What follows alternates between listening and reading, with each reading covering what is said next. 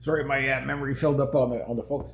This thing you could put like I forget how many gigs. It's like 100 gigs or something like that. It's amazing how much memory this thing has. But anyway, as I was saying in my last video, probably something super important. I'm sure.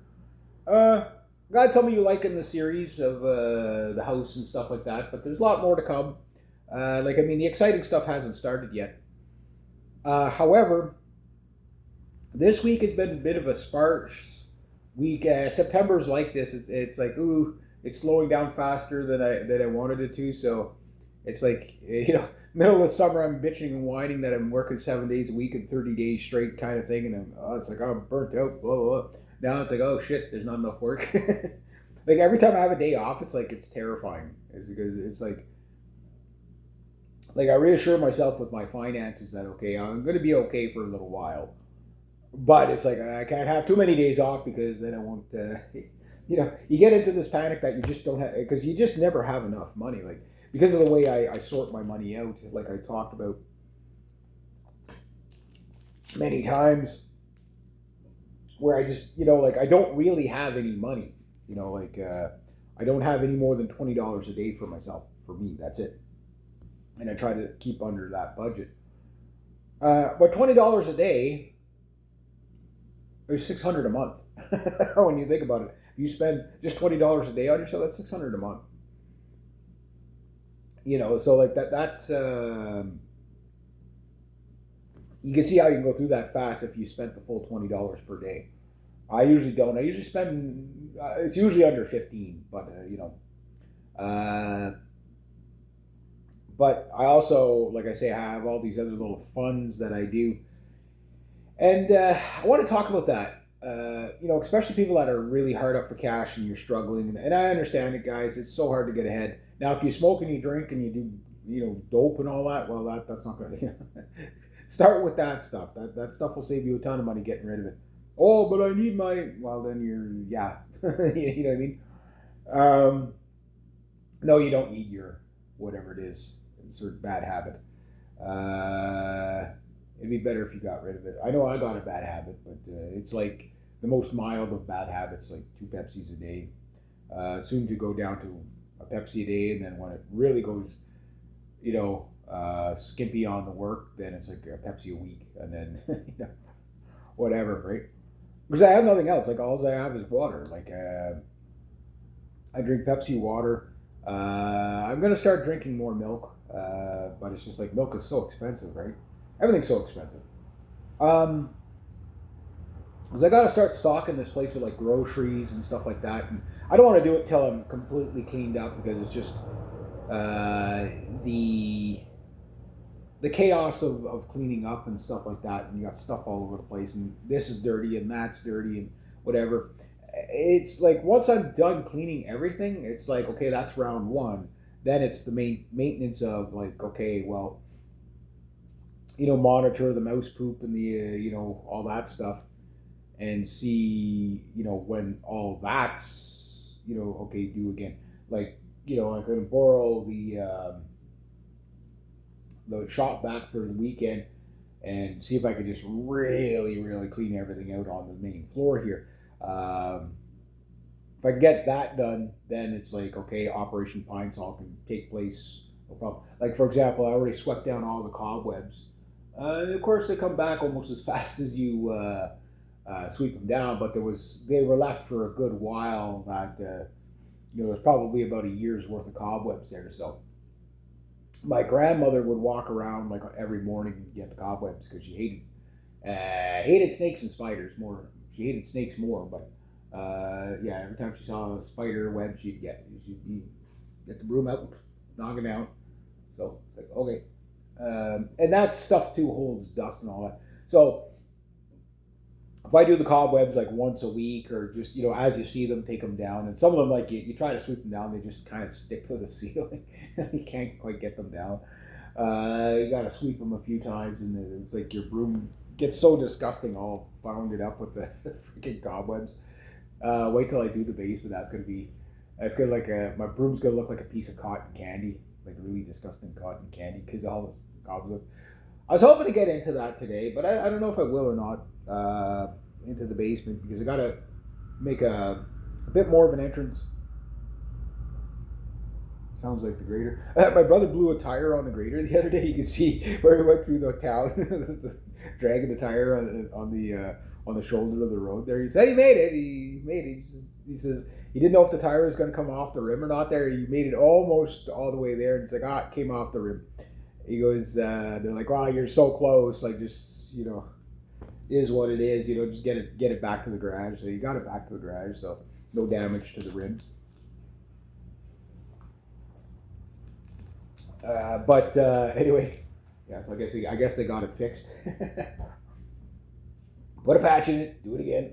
But anyway, yeah. So like cleaning the basement. That's I can probably even start some of that today. Getting all those pipes into the woodshed, and just get anything that's rotted down there out of there. That'll take out a lot of smell too, and all that.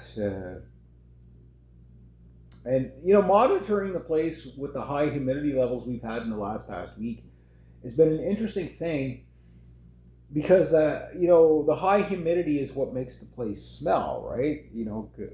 But I've aired it out so good that it's not really like you can smell the dog hair like the dog a little bit more in certain areas, but I think that's going to fade over time too, especially if I keep nuking it with deodorizers and absorbent. Like I'm gonna get a big box of Dustbane there. That's like if you've got wood floors or concrete floors, it's a must-have. You buy a big box like that, it'll last you a million years. But definitely good to have. Just gotta store it so it stays moist and moist. That word. That has got to be the most disturbing word in the English language. Moist. There was a band called Moist years ago. They were actually really good. I saw them live like 2 or 3 times. Yeah. Anyway, yeah. So I'll work around in here, keep cleaning, keep doing that, divide my time up, get some musical equipment out and set up. I just haven't had time to do that yet, but I'm getting to the point where I'm going to have time to do that because, well, I'm getting things done. The issue with the bathroom, I found a really cheap, how the bathroom, I figured out where the leak was. Basically, it was just running against the back wall and then down off the bathtub against the wall and then leaking into the other room. So the solution is just make sure that the curtain doesn't allow the water to go past the bathtub. So it's a very easy fix there. Might not even require any caulking or anything like that. Although I do want to redo the caulking on the bathtub and stuff like that. So that was just more of a due diligence, kind of vigilance and due diligence to stop that leak. That's the easiest one. The back wall, I did while I was waiting for my poor client yesterday. She lost her keys, so she was about 10 minutes late. So made my day a little bit shorter, but I still got paid full, and I got paid a little extra for my chainsaw. But almost nothing went according to plan yesterday.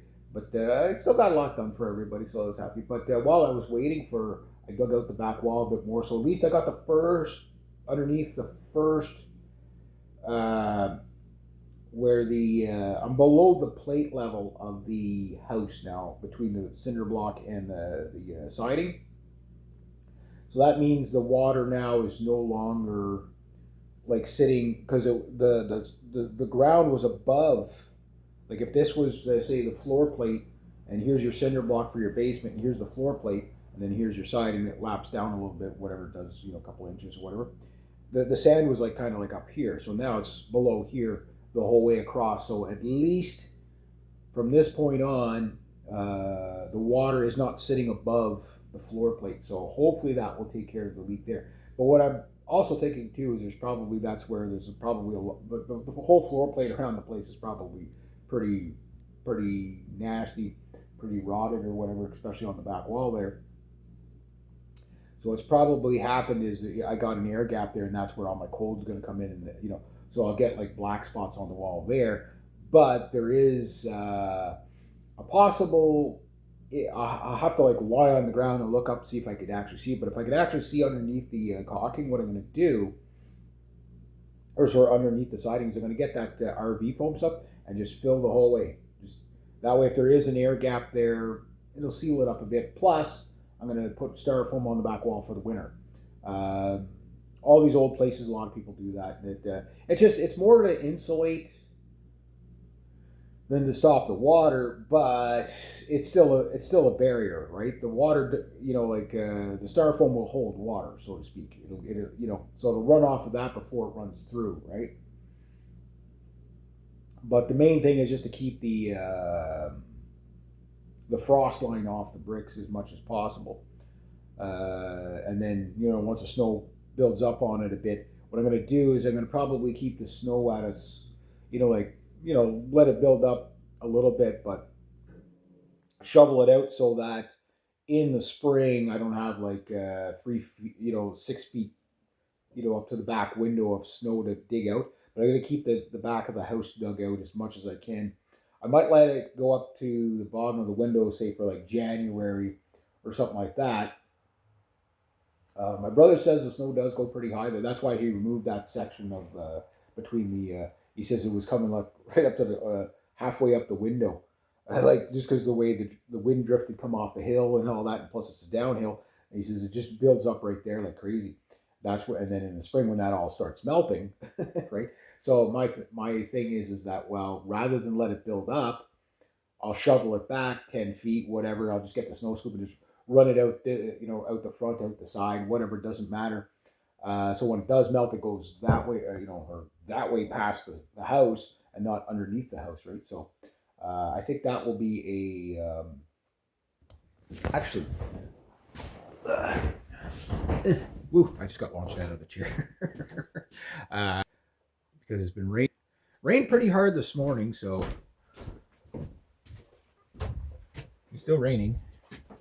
So what I want to see is, okay, remember I dug the back wall out since the last time it rained, right?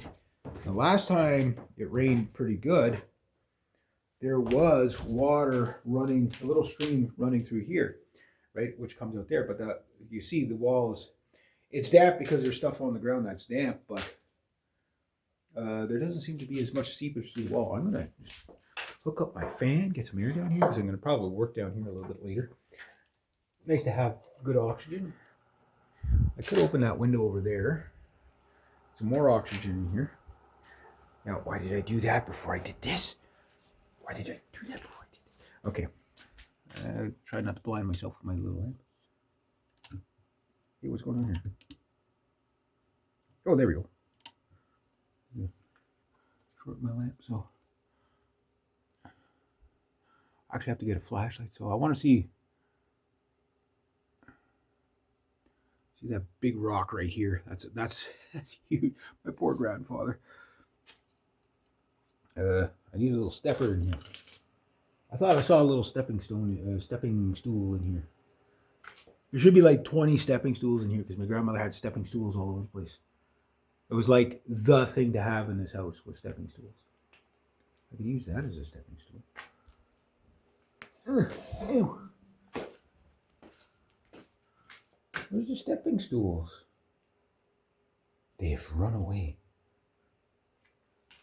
But this, that looks like a stepping stool. That looks like it's going to break a second. Well, I could use a chair. A chair's a good stepping stool. I gotta. The cobwebs. Yeah. So I was like, the next time it rains, okay, I want to go in here the next time it rains. It'll be gross in here, but yeah. Yeah, I'm just going to stop the camera just so I can easily get in without embarrassing myself.